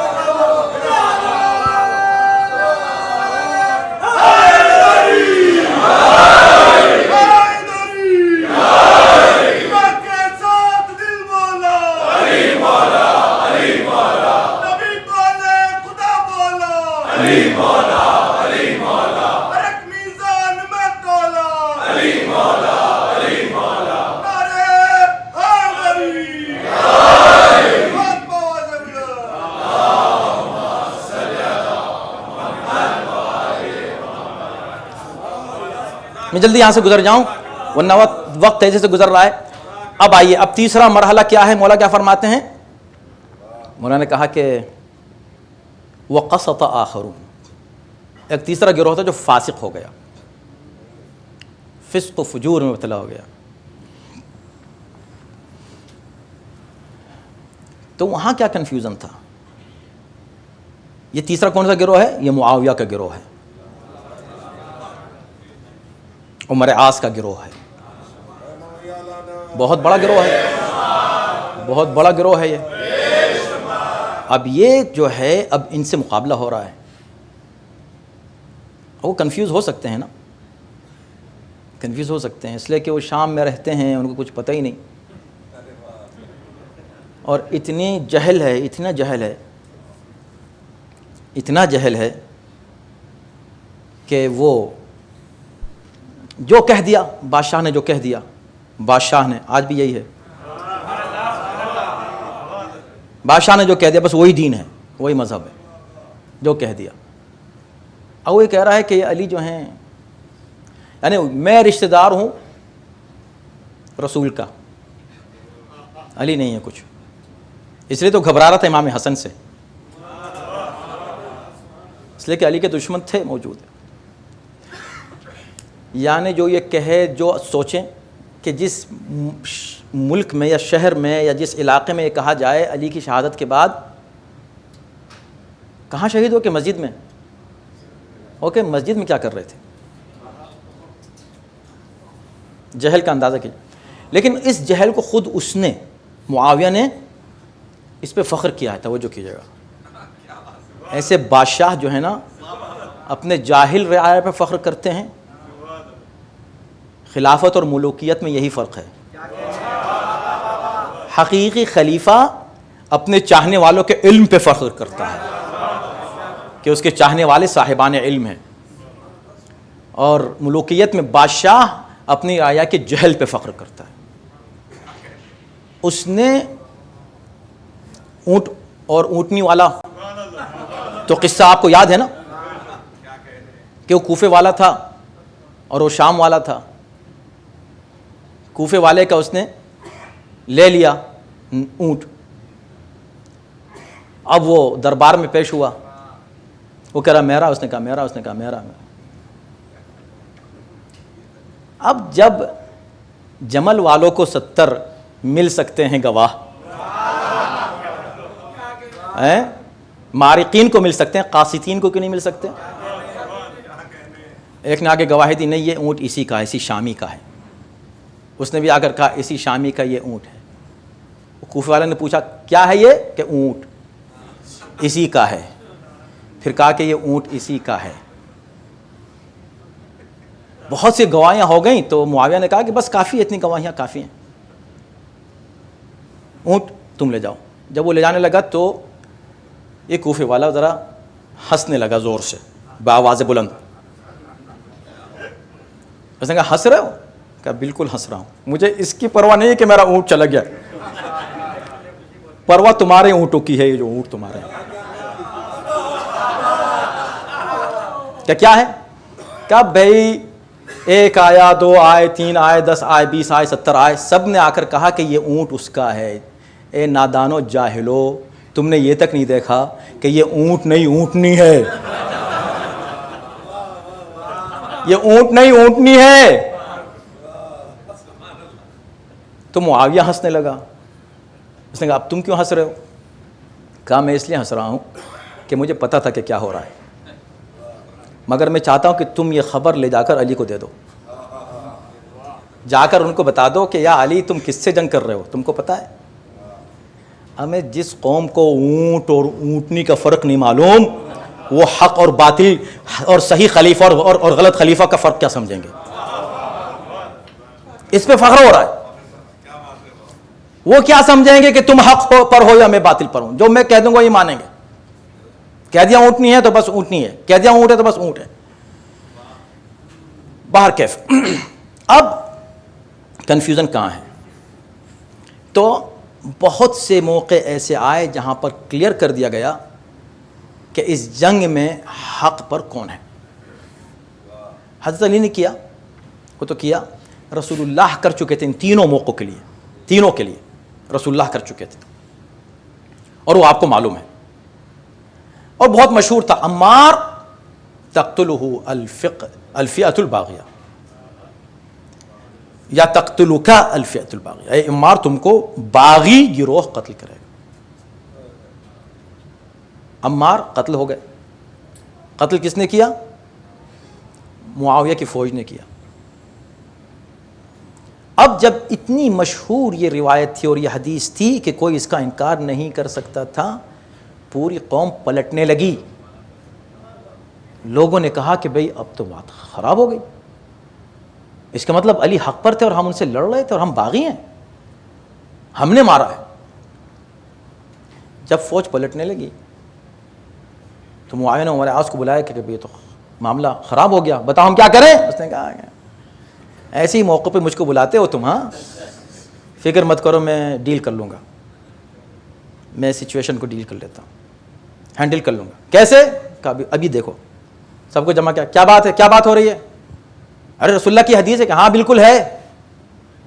اتنی معروف حدیث تھی کہ نہ نہیں کہہ سکے, ورنہ کہتے تھے کہ نہیں حدیث نہیں, حدیث ہے تو پھر تو ہم باغی ہوئے. کہ تم باغی نہیں ہوئے بیوقوف, پھر کون؟ کہا باغی ہوئے وہ جو لے کر آئے تھے. علی لے کر آئے تھے, نہ وہ لے کر آتے نہ وہ یہاں ان کا قتل ہوتا, تو قاتل تو علی ہیں. اب سوچیں کوئی کنفیوژن ہے؟ چلیں اس وقت کے لوگوں نے مان لی یہ بات کہ ہاں گڈ پوائنٹ, گڈ پوائنٹ, زبردست. اب پھر جمع ہو گئے اس کے ساتھ, پھر علی سے جنگ کرنے لگے. اب علی چاہے جتنا بھی اس کا جواب دیتے رہے, کون سن رہا ہے؟ جب علی تک بات پہنچی تو کہا کہ اچھا اس کا مطلب یہ ہے کہ یہ کہنا چاہتے ہیں کہ حمزہ کے قاتل نعوذ باللہ رسول اللہ تھے, یعنی اپنے خاندان کی بلا کسی اور پر ڈالنا چاہ رہے ہیں. قتل کس نے کیا تھا حمزہ کو؟ انہی لوگوں نے کیا تھا نا, انہی لوگوں نے قتل کیا تھا نا. اب کہنا چاہتے ہیں کہ رسول اللہ نے قتل کیا تھا, اس لیے کہ نہ رسول اللہ کہہ رہا تھے نا. مگر کون اس لوجک کو سن رہا ہے؟ میں یہ بات صرف اس لیے عرض کرنا چاہتا ہوں, آج کے دور میں کیا کنفیوژن ہے کسی مسلمان کو آج؟ کیا آج آپ اس بات کو مانتے ہیں کہ علی قاتل ہیں عمار کے؟ مانتے ہیں کہ نہیں مانتے؟ تو پھر کیا مانتے ہیں؟ کس نے قتل کیا بتائیے؟ انہوں نے قتل کیا کہ انہوں نے قتل کیا؟ جب رسول اللہ ایک بات بالکل وضاحت سے کہہ رہے ہیں, اور یہ وہ روایت اور حدیث ہے کہ اس کا انکار عمر عاص نے بھی نہیں کیا, تو آپ کیا کریں گے؟ آپ کیا کہہ سکتے ہیں کہ نہیں یہ تو روایت ہی نہیں ہے؟ روایت ہے, اس کو عمر عاص نے بھی مانا ہے, معاویہ نے بھی مانا ہے. اب بتائیے آپ کو کیا پریشانی ہے اور آپ معاویہ کی کیسے حمایت کر سکتے ہیں؟ کس بیس پر؟ عمر عاص کی آپ کس بیس پہ حمایت کر سکتے ہیں؟ کیا اجتہاد تھا ان کا؟ ایک نص موجود ہے، رسول کہہ رہے ہیں کہ جو ان کو قتل کرے گا وہ باغی ہے. کیا باغی کو حق حاصل ہے کہ وہ اجتہاد کرے؟ تو یہ باغی کا اجتہاد ہوگا. اب باغی کے اجتہاد پر جو ایسے مجتہد کی تقلید کر لے، آپ سوچیں ابھی کیا کنفیوژن ہے. اس کا مطلب ہے کہ ہر چیز کلیئر ہے، واضح ہے، کوئی چیز چھپی ہوئی نہیں ہے. بس میں نے تمام کیا. اب میں ایک آیت پڑھ دینا چاہتا ہوں، حالانکہ اس کے بعد کا ایک مرحلہ بہت اہم رہ گیا ہے. میں صرف اس کا ٹرانسلیشن کر دوں گا، مجھے معلوم ہے 5-10 منٹ زیادہ ہو جائیں گے، میں آپ سے معذرت چاہوں گا، لیکن ضروری ہے، اگر نہیں رہا تو بات رہ جائے گی. تو سورہ حجرات کی آیت ہے، میں کبھی اس کو پڑھ چکا ہوں کبھی، جس میں صاف اعلان کیا جا رہا ہے، ایک کیفیت پیش کی جا رہی ہے. ہمارے لیے کوئی کنفیوژن نہیں ہے. آج کے مسلمان، آج کے دور کے مسلمان کے لیے کوئی کنفیوژن نہیں. کبھی دیکھو ایسا ہے ہم صرف اس لیے کرتے ہیں، وہ بھی مسلمان ہیں، یہ بھی مسلمان ہیں، اب ان دونوں کو بس خدا جانے کہ ان کے ساتھ کیا ہوا، تو ہم کیوں اس بیچ میں بولیں. ٹھیک ہے، آپ کی بات ہم مان لیں گے. اگر قرآن ہم کو یہ پرمیشن دے کہ دو لڑنے والوں کے تعلق سے ہم یہ اسٹریٹجی اپنائیں کہ بھئی تم بھی صحیح، تم بھی صحیح، تم جانو اللہ جانے، اگر یہ ہمارے لیے قرآن ہم کو پرمیشن دے رہا ہے تو فائن، کیوں نہیں، ہم بھی ایسے ہی کریں. مگر ہم دیکھیں کہ قرآن ایسے موقع پہ ہم سے کیا کہہ رہا ہے کہ کیا کرو. سورہ حجرات آیت نمبر 9 یاد کر لیجئے، جا کر پوچھئے، اپنے علماء سے پوچھئے، دریافت کیجئے کہ بھئی کیا کہہ رہی ہے آیت یہ، اور ایسی سچویشن میں ہم کو کیا کرنا چاہیے. وَإِن طَائِفَتَانِ مِنَ الْمُؤْمِنِينَ اقْتَتَلُوا، مؤمنین کے دو گروہ جب آپس میں لڑنے لگیں، قتال کرنے لگیں. دیکھیں فٹ کریں آپ بالکل، کتنی ایک ایک لفظ کس طرح فٹ ہو رہا ہے. اگر دو مؤمنین کے، مسلمانوں کے دو گروہ آپس میں لڑنے لگیں، فَأَصْلِحُوا بَيْنَهُمَا، تو ان دونوں میں اصلاح کرا دو. اب کوئی یہ پوچھ سکتا ہے کہ اس کا مطلب دونوں مومن ہیں، قرآن تو دونوں کو مومن کہہ رہا ہے. نہیں، یہ اس لیے کہہ رہا ہے کہ اگر کہے کہ مومن اور کافر لڑیں تو وہاں اصلاح کا مسئلہ نہیں آئے گا. دوسری بات یہ ہے کہ فوراً آپ یہ کہہ دیں گے بھئی یہ تو کافروں کی بات ہو رہی ہے، وہ کافر تھوڑی ہیں، یہ تو دونوں مومن ہیں. تو جو تم سوچ رہے ہو، قرآن تمہاری سوچ کے مطابق کہہ رہا ہے کہ تمہاری نظر میں اگر دونوں مومن ہیں تو تم کیا کرو، دونوں میں صلح کرو. فَأَصْلِحُوا بَيْنَهُمَا وَإِن بَغَتْ إِحْدَاهُمَا عَلَى الْأُخْرَى، لیکن اگر مصالحت نہ ہو سکے اور ایک گروہ دوسرے گروہ کے خلاف بغاوت کر رہا ہو. بغت کا لفظ ہے، کوئی کنفیوژن رہ جائے گا. اگر ایک گروہ بغاوت کر رہا ہو، بغت احداہما علی الاخری، دوسرے پر، تو کیا کریں. فقاتلوا التی تبغی، تو جو بغاوت والا گروہ ہے، باغی گروہ، اس کے خلاف تم بھی قتال کرو. حتی تفیء الی امر اللہ، جب تک وہ امر الہی کے سامنے سر نہ جھکا دیں، ان سے جنگ کرتے رہو. تم کو پتا ہے صفین کی جنگ ایک بار ہوئی اور ختم ہو گئی؟ ایسا نہیں ہے. صفین کی جنگ آج بھی جاری ہے. آج بھی قرآن ہم سے کہہ رہا ہے کہ تم کو موقع ملے تو جو باغی گروہ ہے اس سے قتال کرو. جس سے قتال کا حکم دیا جا رہا ہے، کیا ہم ان کو رضی اللہ کہہ سکتے ہیں؟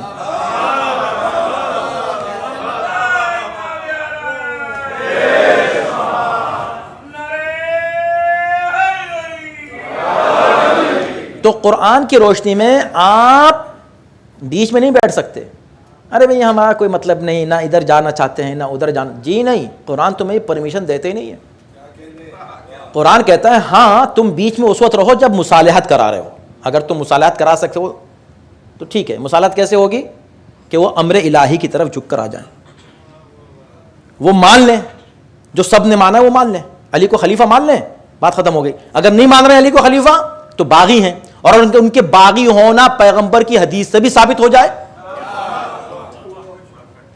دیکھیں یہ نہیں کہا رسول اللہ کہ ان کو فاسق گروہ مارے گا, ان کو مارق گروہ مارے گا, ان کو جو ہے وہ کافر گروہ مارے گا, ان کو گنہگار گروہ مارے گا, کوئی لفظ استعمال نہیں کیا ایسا, کہا ان کو باغی گروہ مارے گا. یہ باغی کیوں کہا؟ اس لیے کہ پیغمبر بتانا چاہتے تھے کہ باغی کون ہے, وہ جو عمار کو قتل کر دے. سمجھے؟ عمار لوگوں کے لیے حق اور باطل کا معیار بن گئے. عمار حق اور باطل کا معیار بن گئے. یعنی جب ایک بڑی بات سمجھ میں نہ آ رہی ہو تو چھوٹی بات, آسان بات پیش کر دی جاتی ہے. اگر علی کو تم حق کا معیار نہیں مان رہے ہو تو علی کا ایک ماننے والے کو ہم معیار حق بنائے دیتے ہیں.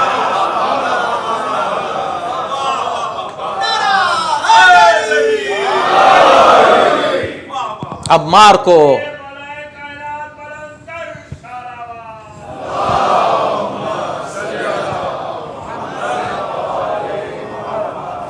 پہلے تو علی کے لیے کہا کہ علی مع الحق والحق مع علی. میں نے تمام کیا, میں یہاں روکنا چاہتا ہوں.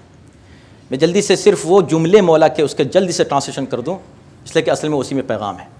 اب یہاں پر آ کر مولا جب ان تینوں گروہ کا ذکر کرتے ہیں تو فرماتے ہیں کأنہم, یعنی ایک نے بیعت توڑی, ایک دین سے نکل گیا, ایک نے فسق و فجور اپنایا.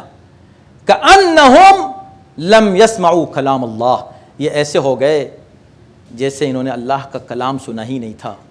کون سا کلام؟ تلک الدار الآخرۃ نجعلها للذین لا یریدون علوا فی الارض ولا فسادا. ہم نے آخرت کا گھر ان کے لیے رکھا ہے کہ جو اس زمین پر برتری نہیں چاہتے, غرور اور تکبر سے کام نہیں لیتے اور فساد برپا نہیں کرتے. والعاقبۃ للمتقین, اور عاقبت متقین کے لیے ہے, متقین کے لیے ہے. یہاں بھی کوئی کنفیوژن نہیں چھوڑا ہے. بھئی متقین کون ہیں؟ کیسے پتہ چلے کہ ہم متقین میں آ گئے کہ نہیں آ گئے؟ تو یہ دیکھ لو کہ جب متقین وہی ہو سکتے ہیں کہ جو اس کی پیروی کر رہے ہوں جو امام المتقین ہے. اگر تمہارا امام المتقین کہلایا جا سکے تو تم متقین میں عاقبۃ للمتقین, عاقبت متقین کے لیے.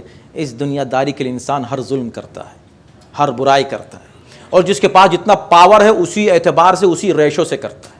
یہ مت سوچیں کہ ہم تو نہیں کر سکتے, ہم تو اس سے خارج ہیں. نہیں, ہم بھی کر سکتے ہیں. خدا نہ خواستہ ہمارے پاس جتنا پاور ہے, ہمارے پاس جتنی قوت ہے, جتنی طاقت ہے, ہمارے پاس صرف گھر میں ہماری طاقت ہے مثلا, ہم وہاں پر کر سکتے ہیں. کوئی ایسا جرم, ایسا ظلم, ایسی زیادتی ہم کر سکتے ہیں جو ہم کو نہیں کرنا چاہیے. تو یہ علو فی الارض ہوا, یعنی زمین پر گویا کہ ہم تکبر کر رہے ہیں, خود کو برتر ثابت کرنے کے لیے کسی کو دبانا چاہتے ہیں. جو لوگ دبانا نہیں چاہتے دوسروں کو اور اپنی برتری ظاہر نہیں کرنا چاہتے, ہمبل ہیں, ان کے لیے ہے آخرت. یہ دنیا کی حیثیت کیا ہے, اس کی ویلیو کیا ہے. پھر مولا فرماتے ہیں, سنیے گا, چونکہ مجھے صرف جلدی سے گزرنا تھا اس لیے, حالانکہ اس پر بھی پوری ایک مجلس کم سے کم ہو سکتی تھی, اب جو ٹکڑا آ رہا ہے, لیکن میں جلدی سے گزرنا چاہتا ہوں. سنیے گا, فرماتے ہیں کہ بلا واللہ لقد سمعوها ووعوها, نہیں, انہوں نے اس آیت کو سنا بھی ہے, یہ آیت ان کو یاد بھی ہے.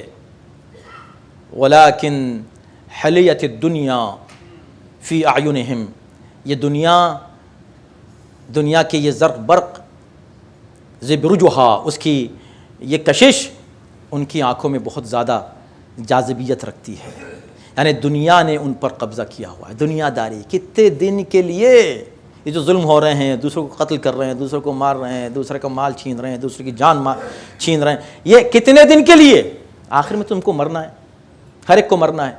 تو دنیا میں انسان جتنے بھی جرم کر لے, آخر میں اس کو اس دنیا سے چلا جانا ہے. بات ہوئی. اس کے بعد پھر مولا فرماتے ہیں کہ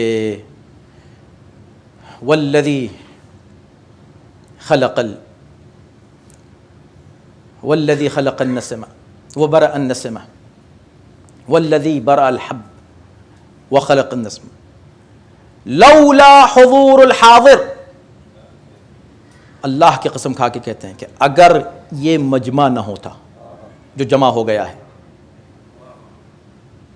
یہ وَقِيَامُ الْحُجَّةِ بِوُجُودِ النَّاصِرِ، عجیب پیغام ہے اس میں، بس توجہ کیجیے گا. اور یہ جو ناصر میرے اکٹھے ہو گئے ہیں بظاہر کہ ہم آپ کی نصرت کریں گے، نصرت کریں گے، یہ نصرت کے دعوے اور وعدے جو ہیں سامنے، اگر یہ نہ ہوتا، دو باتیں ہو گئیں، ایک تو یہ مجمع جو جمع ہو کے آ رہا ہے، دوسرے ان کا یہ وعدہ نصرت. وَمَا أَخَذَ اللَّهُ عَلَى الْعُلَمَاءِ أَن لَا، اور جو کچھ اللہ نے علماء سے عہد لیا ہے، أَن لَا يُقَارُ عَلَى قِرَّةِ ظالم، کہ وہ کسی بھی ظالم کے، پیٹ بھرے ظالم کی حمایت نہیں کریں اور مظلوم کی حمایت سے دستبردار نہ ہو، بھوکے مظلوم کی. اگر یہ عہد اللہ نے علماء سے نہیں لیا ہوتا تو تین باتیں ہو گئیں. ایک تو لوگ موجود ہیں میری نصرت کے لیے، دوسرے کہ وہ نصرت کا دعویٰ بھی کر رہے ہیں، تیسرے یہ کہ علماء پر یہ واجب بھی ہے کہ جب ایسی کیفیت ہو جائے تو وہ آگے بڑھیں. لَأَلْقَيْتُ حَبْلَهَا عَلَى غَارِبِهَا، تو میں یہ جو خلافت کی اونٹنی ہے اس کی مہار میں اسی پہ ڈال دیتا. اس کی بھی تشریح ہے، میں کیا کروں، وقت نہیں ہے، لیکن آپ اس کا لطف لیں کہ میں خلافت کی اونٹنی کی مہار اسی پہ ڈال دیتا. تو کیا ہوتا، کبھی ادھر جا رہی ہے، کبھی ادھر جا رہی ہے، کبھی ادھر جا رہی ہے، جیسے ابھی تک کبھی ادھر گئی، کبھی ادھر گئی، کبھی ادھر گئی. اور فرمایا، خود فرمایا وَلَا أَلْقَيْتُ، کیا بات ہے، اللہ اکبر. ایک بہت بڑے سوال کا جواب مولانا اس میں دیا. وَلَسَقَيْتُ آخِرَهَا بِكَأْسِ أَوَّلِهَا، استعارات عجیب استعمال کیے مولانا.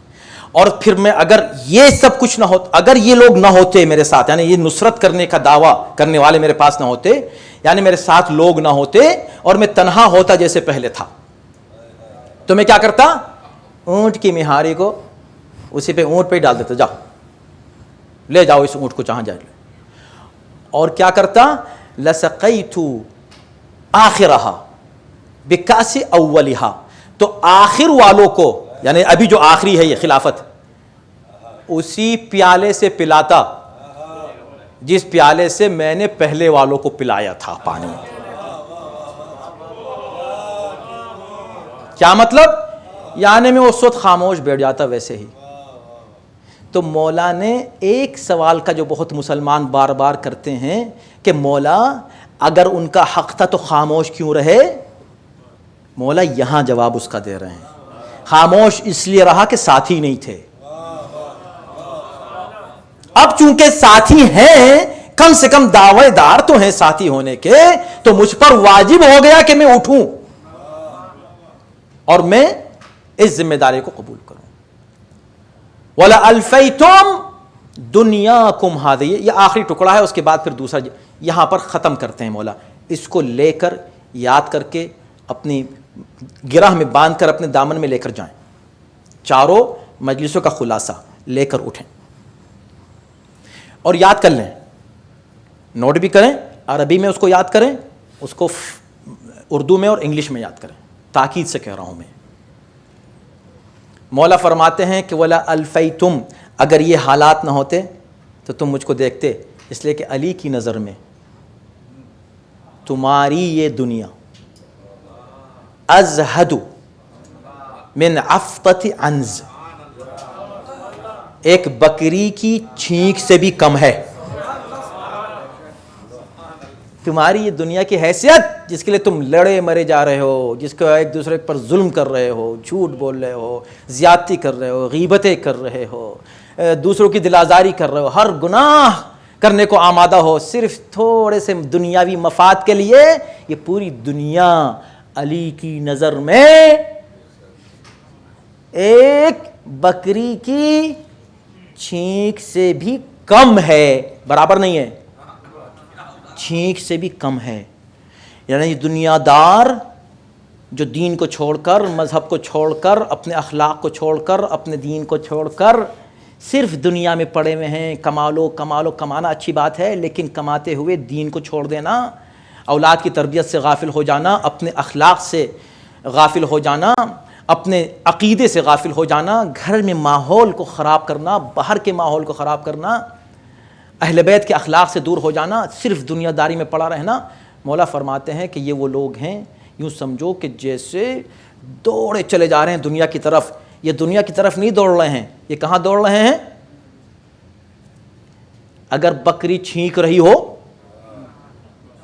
اور 10 آدمی آس پاس کھڑے لڑ رہے ہیں کہ میں جا کر اس کی چھینک کو لینا چاہ رہا ہوں، آپ کہیں ڈسکسٹنگ ہے، کیا بات کریں؟ ڈسکسٹنگ ہی تو ہے. مولا تمہیں یہی تو دکھانا چاہتے ہیں کہ کر کیا رہے ہو اس دنیا میں. علی والے بن جاؤ، علی والے بنو گے تو ابو ذر ہو جاؤ گے، سلمان بن سکو گے، میثم تمار بن جاؤ گے. دنیا تمہارے قدموں میں آئے گی، تم دنیا کے قدموں میں نہیں جاؤ گے.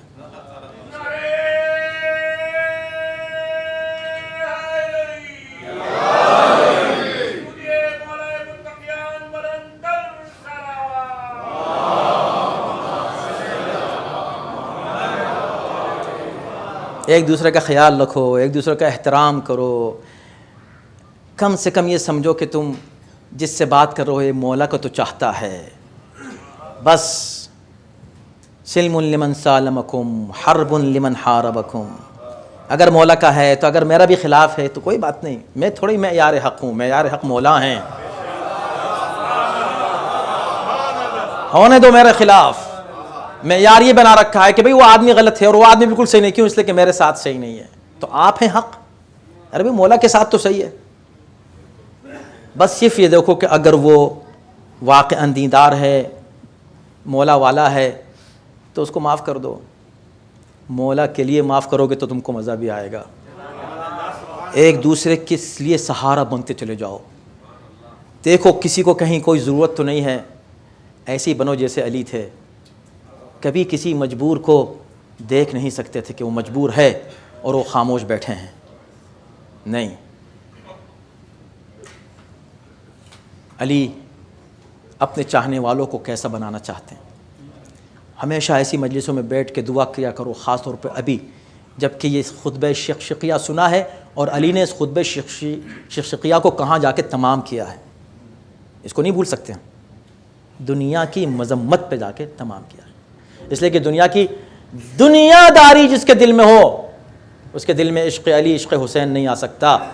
حسین نے کہہ دیا تھا کہ تم میری بات اس لیے نہیں سن رہے ہو اس لیے کہ تمہارے شکم حرام سے بھرے ہوئے ہیں. ملئت بطونکم من الحرام. جب حرام پیٹ میں جاتا ہے عقیدہ کمزور ہو جاتا ہے. حلال کھاؤ کم ہی صحیح، صرف جائز باتیں کرو چاہے تمہیں تکلیف ہی کیوں نہ ہو. حرام سے بچو چاہے مشکل ہی کیوں نہ ہو. واجبات کبھی ترک نہ کرو، اپنے اخلاق سے نہ گرو. دنیا تو گزر ہی جائے گی، دنیا کی کوئی حیثیت نہیں ہے. علی والے بن کے دکھاؤ، ایسے بن جاؤ کہ علی خوش ہوں، اور علی کا جو وارث ہے جب وہ آئے تو وہ تمہارا انتخاب کر لے. ایسے بھی تھے کہ جن کو یاد کر کے علی روتے تھے. دیکھیں علی ہمیشہ تنہا ہی رہے ہیں. یہ اتنا جم غفیر اکٹھا تو ہو گیا تھا لیکن اس مجمع نے ہمیشہ علی کو تکلیفیں پہنچائی ہیں. چاہنے والے وہی گنتی کے چند تھے، مگر اللہ کو کیسے کیسے امتحان علی کے لینے تھے. یہ جتنے علی کے قریب ترین چاہنے والے تھے وہ علی کی زندگی میں علی کے سامنے ہی اس دنیا سے اٹھے ہیں. سلمان کو علی روئے، ابو ذر کو علی روئے، عمار کو علی روئے، مالک اشتر رہ گئے تھے وہ بھی اٹھ گئے، محمد ابن ابی بکر رہ گئے تھے وہ بھی چلے گئے، اویس قرنی تھے وہ بھی نہیں رہے. جیسے جیسے کوئی اٹھتا تھا علی تنہائی محسوس کرتے جاتے تھے. نہج البلاغہ میں علی کا مرثیہ موجود ہے اپنے ساتھیوں کے لیے. کتنے عظیم تھے وہ ساتھی، آج ہم علی کو رو رہے ہیں. کتنے عظیم تھے وہ کہ جن کو علی رو رہے تھے. علی یاد کر کے ان کو روتے تھے. وہ معصوم نہیں تھے. آپ بھی ایسے بن سکتے ہیں. آپ علی تو نہیں بن سکتے، قطعاً نہیں، سوچ بھی نہیں سکتے، لیکن آپ مالک اشتر بن سکتے ہیں، کیوں نہیں؟ اس سیرت پر عمل کریں. علی جب اس دنیا سے جاتے ہیں، جہاں علی کے فضائل ہیں پیک پر، انسانی خدمات علی کی کیسی ہیں. انسان کو اہمیت دیتے تھے علی. کسی کی تکلیف علی سے دیکھی نہیں جاتی تھی. خود غرضی کا تو وہاں تصور ہی نہیں ہے کہ بس ہم کو فائدہ پہنچے، کسی کو نہیں. آج کی رات، یہ جو دن گزرا ہے نا، بہت سی جگہ آج مجلس نہیں ہوتی. ہم سے بھی کہا گیا کہ مجلس کی کیا ضرورت ہے. ہم نے کہا جس دن آپ شام غریبہ کی مجلس ختم کر دیں گے تو ہم اس مجلس کو بھی ختم کر دیں گے. عاشور کا دن جب گزرا ہے اور رات آئی ہے، وہ کربلا کے غریبوں کی شام تھی. لیکن یہ جو شام ہے، یہ کوفے میں ان یتیموں کی شام ہے جن کے سر سے علی کا سایہ اٹھ گیا ہے. اس لیے میں کہتا ہوں کہ زینب وہ بی بی ہے جس نے 2 بار شام غریبہ دیکھی ہے. اللہ اکبر. آپ کو اندازہ ہے، اللہ آپ کو سلامت رکھے، آپ کے گھر میں سب کو سلامت رکھے، کوئی غم نہ دے. لیکن جب گھر میں کوئی غم ہوتا ہے، ہر مرحلہ مختلف ہے دوسرے مرحلے سے غموں کا. جب خبر سنتے ہیں اس وقت غم کچھ اور ہوتا ہے، جب جنازہ دیکھتے ہیں کچھ اور ہوتا ہے، جب قبر میں اتارنے لگتے ہیں کیفیت کچھ اور ہوتی ہے، اتار کے گھر واپس آتے ہیں کیفیت کچھ اور ہوتی ہے. اور جب پہلی رات آتی ہے تو مرنے والا بہت یاد آتا ہے، گھر میں سناٹا ہوتا ہے. آج وہ رات آئی ہے، ارے 2 دن سے وہ بیٹیاں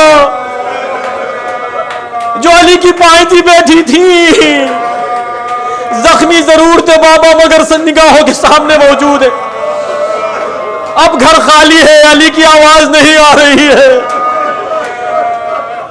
یا عبادت کی آواز آتی تھی، یا تسبیح و تحلیل کی آواز آتی تھی، یا نصیحت کی صدا آتی تھی. علی خاموش ہو گئے ہیں. آج عزادارو، یہ رات بہت سخت رات ہے اہل بیت کے لیے. آج گھر میں علی نہیں ہے. تاریخ کہتی ہے، میں ہمیشہ ایک روایت پڑھتا ہوں اور لوگ مجھ سے مطالبہ بھی کرتے ہیں کہ اس روایت کو نہ چھوڑیے گا، ضرور پڑھیے گا. چند منٹ لگیں گے، وہ روایت میں آپ کے سامنے پڑھ دیتا ہوں. علی سب کا امام ہے. اور میں عرض کر رہا تھا اس سے پہلے کہ یتیموں کا خیال، مسکینوں کا خیال، بیواؤں کا خیال، فقراء کا خیال، اس انداز سے کہ اس کو پتہ بھی نہیں کہ کون میرا خیال رکھتا ہے. حسن و حسین نجف سے واپس آ رہے ہیں بابا کو دفن کر کے. ایک ٹوٹا ہوا گھر ہے جسے خرابہ کہتے ہیں عربی میں. ایک خرابے سے کسی کے رونے کی آواز آئی. کوئی اور ہوتا تو اس آواز کو اگنور کر کے آگے بڑھ جاتا، مگر یہ علی کے بیٹے تھے. یہ نہیں ہو سکتا کہ کسی بے کس کی تکلیف کا احساس ہو، پتہ ہو، اور اس کے بعد بھی مدد کے لیے آگے نہ بڑھیں. فوراً رک گئے، قدم رک گئے. کوئی ہے جو رو رہا ہے کسی تکلیف میں، چلو دیکھیں کیا بات ہے. دونوں بھائی آ گئے. آنے کے بعد کیا دیکھا کہ ایک نابینا ہے جو زمین پر بیٹھا ہوا رو رہا ہے. قریب آئے، آ کر اس کو دلاسا دیا اور کہا رو کیوں رہے ہو، رو کیوں رہے ہو؟ اس نے کہا میں تمہیں کیا بتاؤں کہ کیوں رو رہا ہوں، کوئی ضرورت ہو بتاؤ، بھوک لگی ہو تو ہم کھانا لے آئیں. کہا بھوک تو لگی ہے مگر مجھے بھوک کی پرواہ نہیں ہے. کہا کیوں پرواہ نہیں ہے؟ کہا مجھے بھوک کی بات نہیں، بات یہ ہے کہ جب مجھے بھوک لگتی تھی میرا ایک بہت ہی کرم فرما بڑا محبت کرنے والا ایک دوست آتا تھا، دوست، وہ دوست کسی طرح مجھ سے ناراض ہو گیا ہے،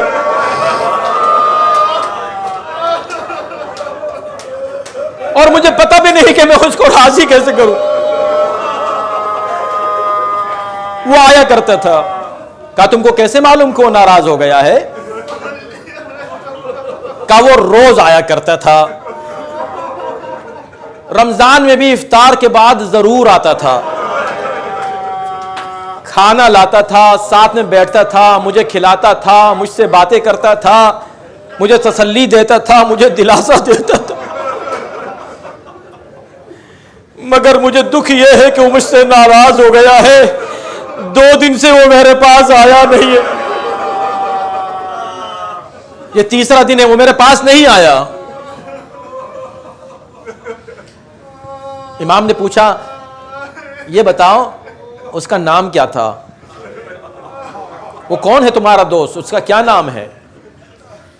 کہا مجھے نام نہیں معلوم۔ کہ ایسا کیسا دوست ہے کہ تم کو نام بھی نہیں معلوم؟ کہا ہاں، میں جب بھی اس سے پوچھا کرتا تھا کہ نام کیا ہے تو کہتا تھا کہ نام پوچھ کر کیا کرو گے، یہ علی ہے، خدا کی قسم اس کو علی کہتے ہیں، جس کو اللہ نے اتنا بلند بنایا ہے، لا یریدون علوا فی الارض۔ کہتا کہ میں جب بھی نام پوچھتا تھا وہ یہ کہتا نام پوچھ کر کیا کرو، بس سمجھ لو مسکینن جالس مسکینن، ایک مسکین ہے جو ایک مسکین کے پاس بیٹھ گیا ہے۔ یہ کوئی کہہ سکتا ہے علی کے سوا؟ کائنات کا امیر، کائنات کا امیر اس کو تسلی دینے کے لیے کہتا ہے ایک مسکین ہے، مسکین کے پاس بیٹھ گیا، تم کھانا کھاؤ۔ وہ اپنے ہاتھوں سے مجھے کھانا کھلاتا تھا، اتنی محبت کے ساتھ، شفقت کے ساتھ مجھ سے باتیں کرتا تھا۔ کہا کوئی علامت ہے؟ اگر نام نہیں تو کوئی علامت تو ہوگی۔ کہا میں نابینا ہوں، میں نے اس کو دیکھا تو نہیں ہے، ہاں علامت یہ بتا سکتا ہوں جب تک بیٹھا رہتا تھا تسبیح خدا کرتا تھا، اور جب وہ تسبیح کرتا تھا در و دیوار سے تسبیح کی آوازیں آتی تھی، در و دیوار اور درختوں سے تسبیح الہی کی آوازیں اس کے ساتھ۔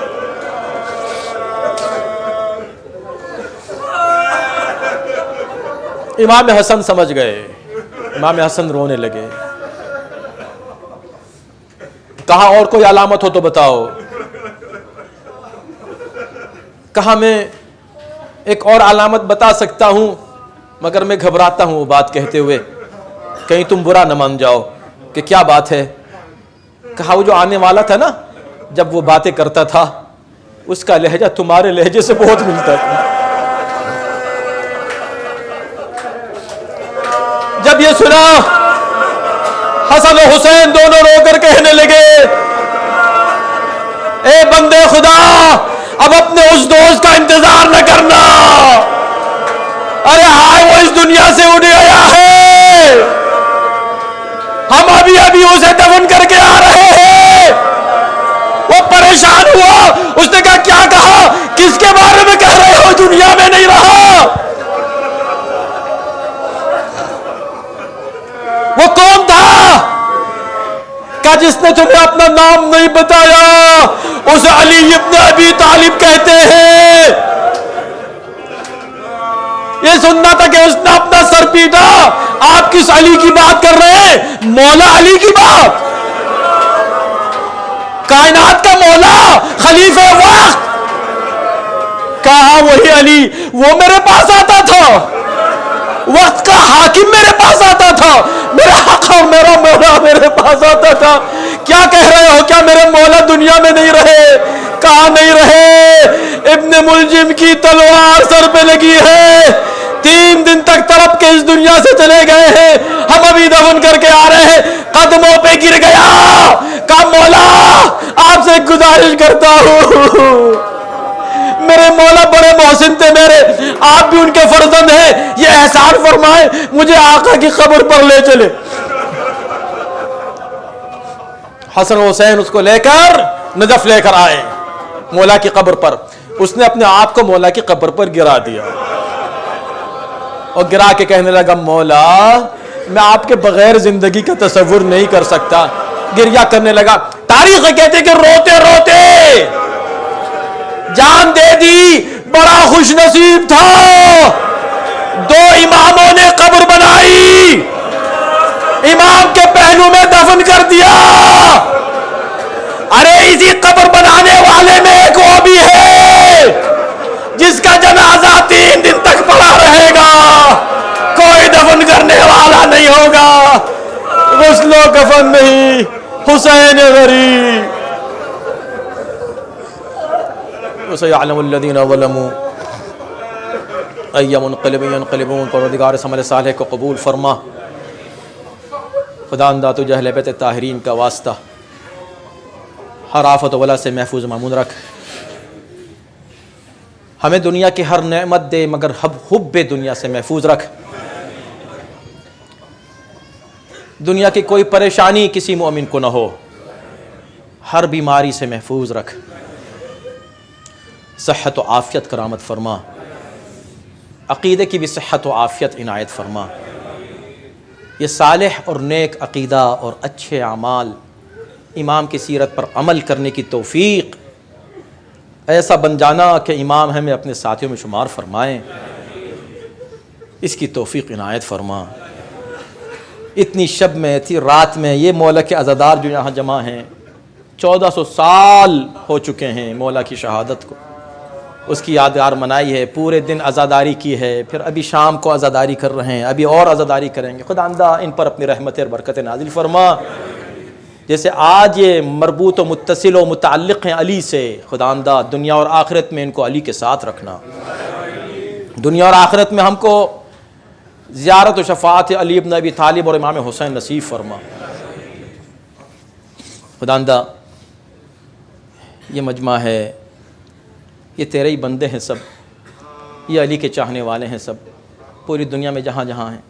ان کی حاجتیں ہیں, ان کی کچھ خواہشات ہیں, ان کی کچھ تمنائیں ہیں, آرزویں ہیں, کچھ دعائیں ہیں. خداوندہ علی کے واسطے ان کی دعاؤں کو قبول فرما. پوری دنیا میں جہاں جہاں علی کے چاہنے والے آباد ہیں, خداوندہ تو نے یہی بتایا ہے اور علی نے یہی سکھایا ہے, ظلم کے آگے سر جھکانا نہیں ہے. یا اللہ جو تو نے علی کے چاہنے والوں کے سر بلند رکھے ہیں, اس کو سر بلند رکھنا. پرچم اسلام و تشیع کو سر بلند رکھنا. ہر بلا اور مصیبت سے اور مشکل سے ہر انڈیویجول کو اور ہر مؤمن کو اور تمام اوور آل مؤمنین و مؤمنات کو پوری دنیا میں اور ہمارے علماء کو ہر بلا سے محفوظ مامون رکھ. انہیں ان کے ہر مقصد میں کامیابی کرامت فرما. خداوندہ اس ادارے کی توسیع کے سلسلے میں جو قد و کاوش ہو رہی ہے, جو کوششیں ہو رہی ہیں, اس میں کامیابی کرامت فرما. ہم سب کو توفیق دے کہ ہم کسی نہ کسی طریقے سے اس اہم تحریک میں حصہ لے سکیں انشاءاللہ, اور اپنی ذمہ داریوں کو ہم پورا کر سکیں. خداوندہ امام زمانے کے ظہور میں تعجیل فرما, ان کے عنوان صاحب ہم سب کو داخل و شامل فرما. ماتم حسین.